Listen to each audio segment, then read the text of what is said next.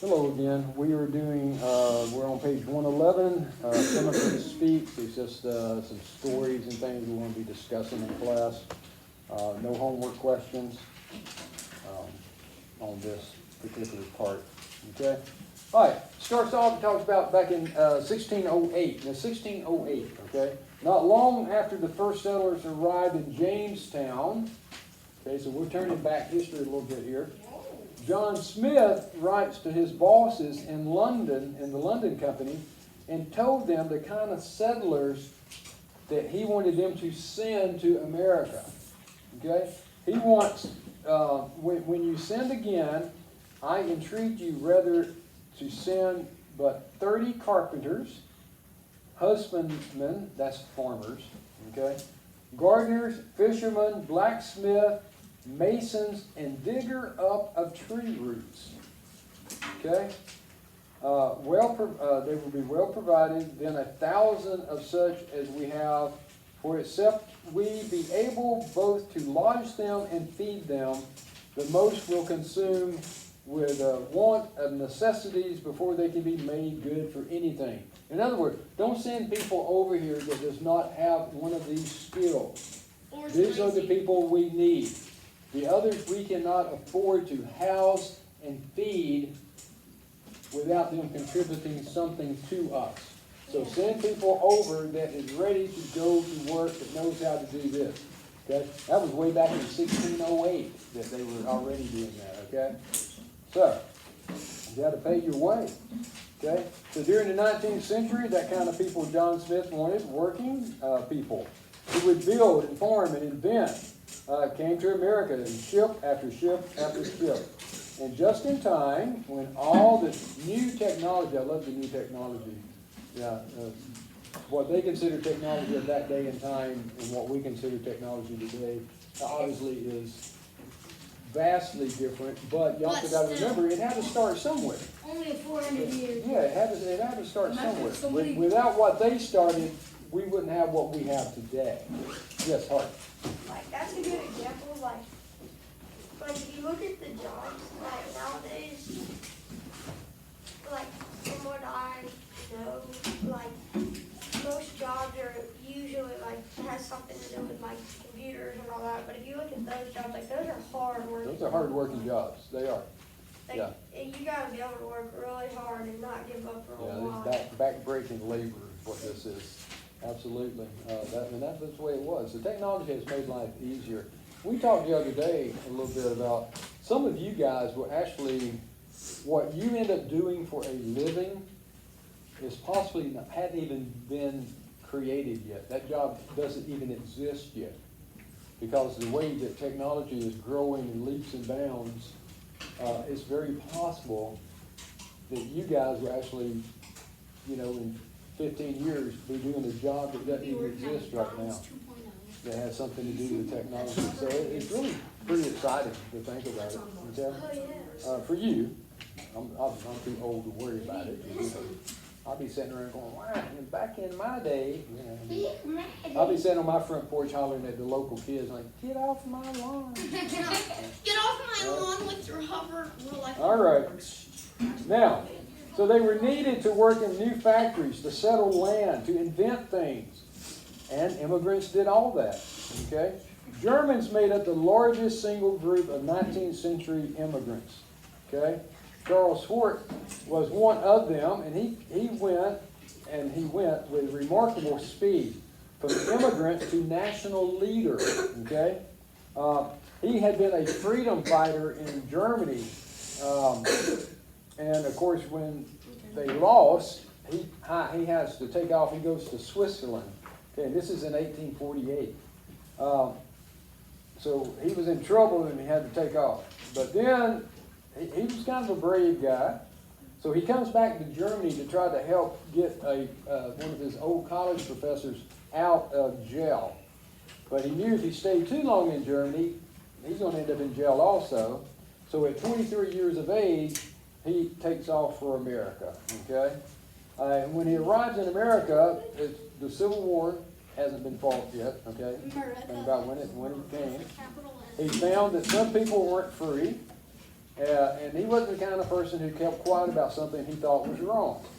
After all, he had been a freedom fighter, trying to help the suppressed people. And he hated slavery, and he spoke out and said so. He reminded people that there was no freedom of speech in the slave states. Without free speech, he said, no one is free, neither slave nor master. Okay? And he thought that he should be able to have say the same thing. It didn't matter where he was in the United States. If he was in Massachusetts, or if he was in Missouri or South Carolina, he should be able to say what he thought and what he believed without suffering any repercussions from the law, because the Bill of Rights, the Constitution, gives him that right. Okay, and he was correct. Yes. Yeah.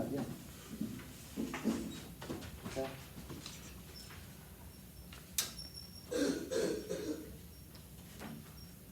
In his new country, he found the opportunity he had dreamed of in Europe.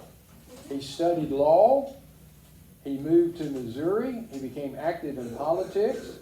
And just 10 years after he arrived in the United States, President Lincoln names him the American minister to Spain.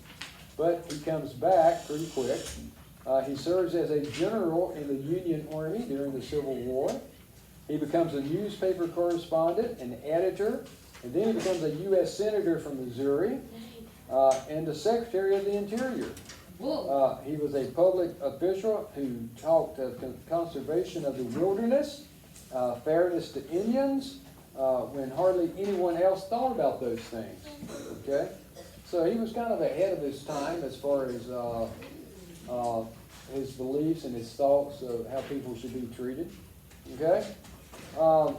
And like many other immigrants, he fell in love with the idea of the Declaration of Independence and the guarantees of the Constitution. Okay? Now, next to the Germans, it was the Irish. They was the next largest group that came over. Before the Civil War, one-fourth of the population of Ireland came to America. Wow. 1/4 of the population. That was 1.7 million Irish men, women, and children. Okay? But they were Irish people in the Revolution. They weren't. They kept coming during and after the war. The Irish was desperate because in Ireland, crops had failed, especially potato crop. You probably have heard of the Great Potato Famine.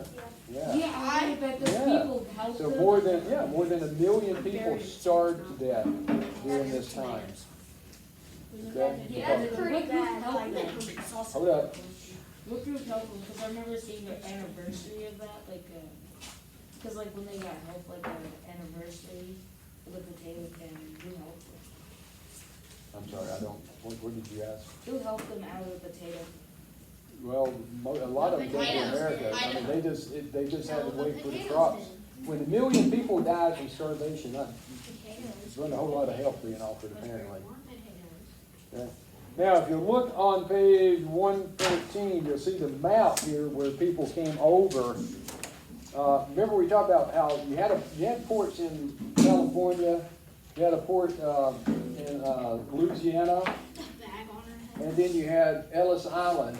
And we talked about how Ellis Island was the busiest, okay? But take a look, in Asia, Australia, and New Zealand, less than, 350,000 people came from all of that area. From South America, Mexico, 10,000 people migrated in. And this is from 1860 to 1900. From Northern Europe, you had over 6 million people. Whoa. Central Europe, you had over 4 million. Not bad. Eastern Europe, you had a little bit less than 1 million. Southern Europe, you had a little more than 1 million. And Africa, you had about 2,000. So you can see why Africans didn't want to it go. was, Ellis Island was the busy port. Okay, you had millions coming in. You had less than 1 million come in all the other ports put together between 1860 and 1900. So Ellis Island was indeed the busiest. Okay. Now the Irish spoke an ancient language called Gaelic, and although most was bilingual, that means they could indeed speak English also. But many immigrants came over, they did not know a word of English, okay? I don't speak English. And remember, we talked about, they did have interpreters. It's not like they came in and They knew that there were gonna be people that didn't speak yeah, English. yeah, they knew that people were not going to speak English. So you had two alternatives. You could either scream at him louder, thinking that's going to make him understand the way we sometimes do, or you could have interpreters that spoke that language that could help them through. And a lot of times they were volunteers from churches, things of that nature. Parker and Leo, y'all might want to pay attention. Okay? I have film proof that I have called you down. You might need a call on you for this. Uh-huh. Sorry you got called. All right. So anyway, many other immigrants didn't know a word of English, but American free public schools, which was developed in the 19th century, soon taught their children to speak the language. And then the children would go home and sometimes try to teach the elders to speak, their mom, dad, grandparents, whoever was there. A lot of times they did not learn the language as well, okay? They learned enough to get by. As you get older, like right now, we can set in if we started taking Spanish together right now, okay, and let's say that neither one of us had ever had a Spanish class, you guys would probably pick it up quicker and easier than I could. It's easier to teach her. Yeah, because you're like little sponges. You just absorb stuff that, me, not so much, I thought you know. Yeah, because you've already absorbed Okay. it goes in one ear and Um, goes in the other. Well, for some of you goes like would struggle, but some of you could pick it up fairly quickly. Okay? So people were now coming from countries that had not sent many people to America before. Countries such as Russia, Italy, Poland, Denmark, Sweden, Hungary. Okay? The population of Europe had doubled between 1750 and 1850. So 100 years, it had doubled. And all these extra people needed food, homes, and jobs, and there weren't enough of them any of them in Europe. Okay, so people started coming to America. Okay, others came for religious freedoms. Religious descendants came from Holland. Jews who were being persecuted for their beliefs came from Germany, Poland, and Russia, which that continued to be. Even into the 1940s, that was a very still going on in Germany, in Poland, Russia, and Poland, and Germany. Yeah. I think I said that. Still, others came to escape political wars that was leaving parts of Europe in turmoil. Oh, they Okay. didn't get away from that very easily. Yeah, you can't get away very much. In the half century after the Civil War, some 26 million immigrants arrived in the United States. Okay, 26 million people. That's a lot of people. That's A lot of people. That's Many what of the was- newcomers began their lives in cities, and they lived in these overcrowded apartments that would cause tenements, okay? And a lot of these things are thrown up very quickly. There's no building codes. They're fire hazards. They're rat infested. I mean, they're dumps, but they're cheap. Okay? Yes. This has a little bit to do with it. I was looking at the map, and I didn't know, is that near the A, right above the A in Canada? I didn't know that was all water. I thought that was land. Is that all water today? No, that's a bad map.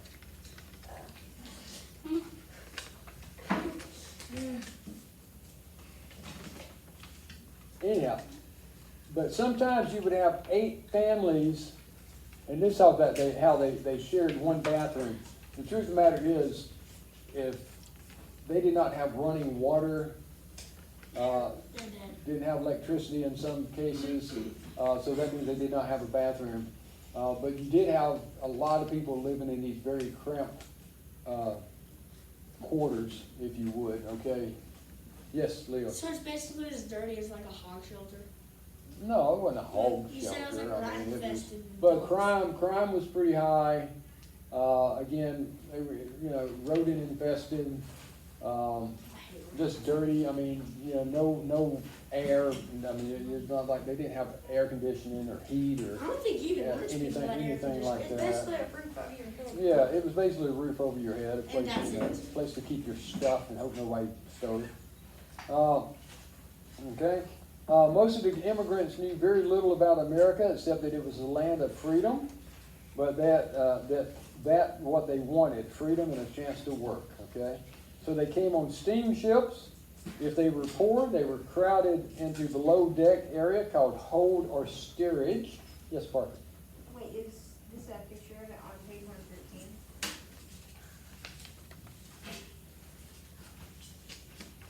That was some of the tenements, yeah. Yeah. Yeah. It was.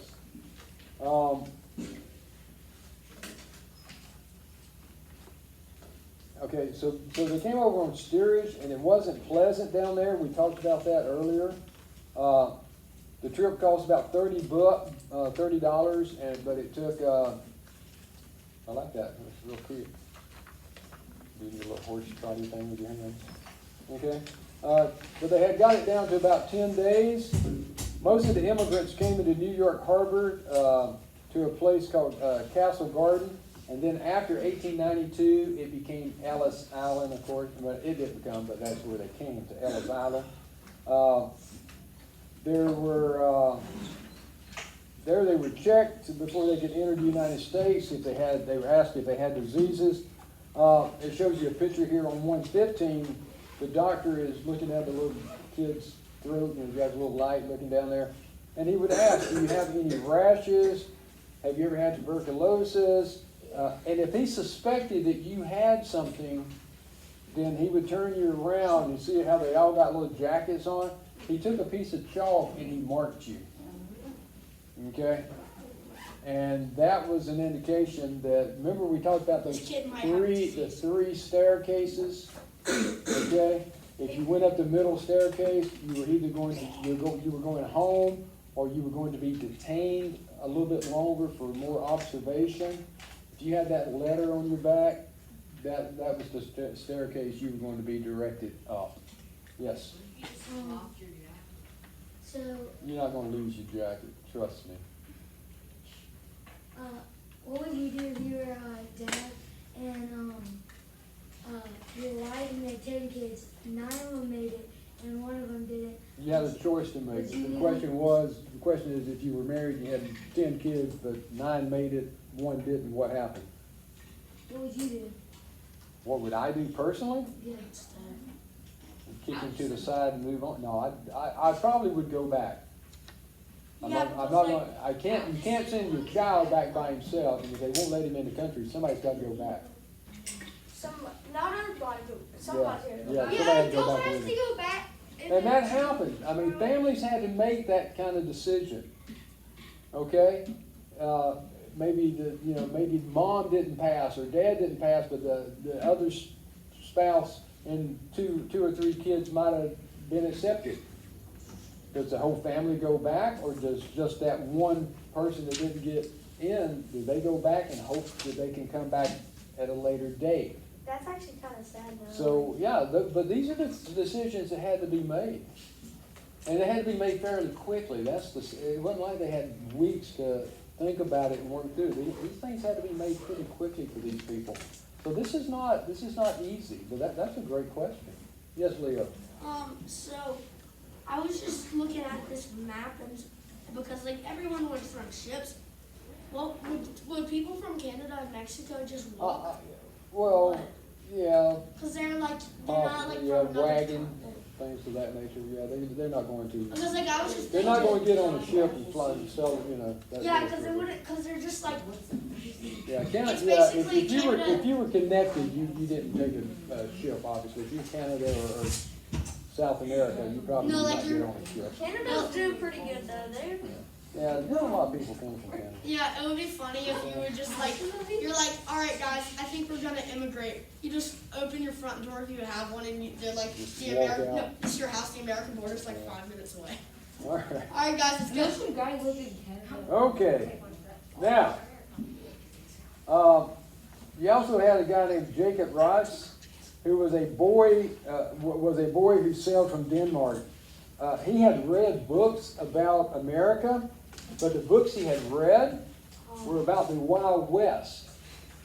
So when he shows up in New York, he's thinking everyone's going to be carrying a pistol and riding horses, and there's going to be buffalo everywhere. So he gets off the ship, yeah, and so you kind of figure he's kind of shocked probably. In fact, he talks about how it was actually quite civilized compared to what he was expecting, you know. He had no idea. Because he talked about how New York had paved, you know, the streets were paved, it had lighted electrical lights. So it was really quite civilized. But he still, first thing he did when he got here though, he took about half his money and he went and he bought a pistol. Because again, he's thinking, you're back again, he's thinking Wild West. And all the books talk about how all the cowboys carried a pistol, which when we get to the Wild West, we'll discover that wasn't true either. They didn't all walk around with their 6-shooters on their sides, you know, gunning everybody down. That really didn't happen that much. Okay? But a policeman saw him with the pistol stuck down into his belt, and he's like, you know, it wasn't illegal for him to have it. He just suggested that perhaps he didn't walk around carrying that thing. Because it wasn't needed. Okay? It really wasn't needed. So he took his advice, he put the revolver away, and secretly was relieved to get rid of it. I don't know how she knew that.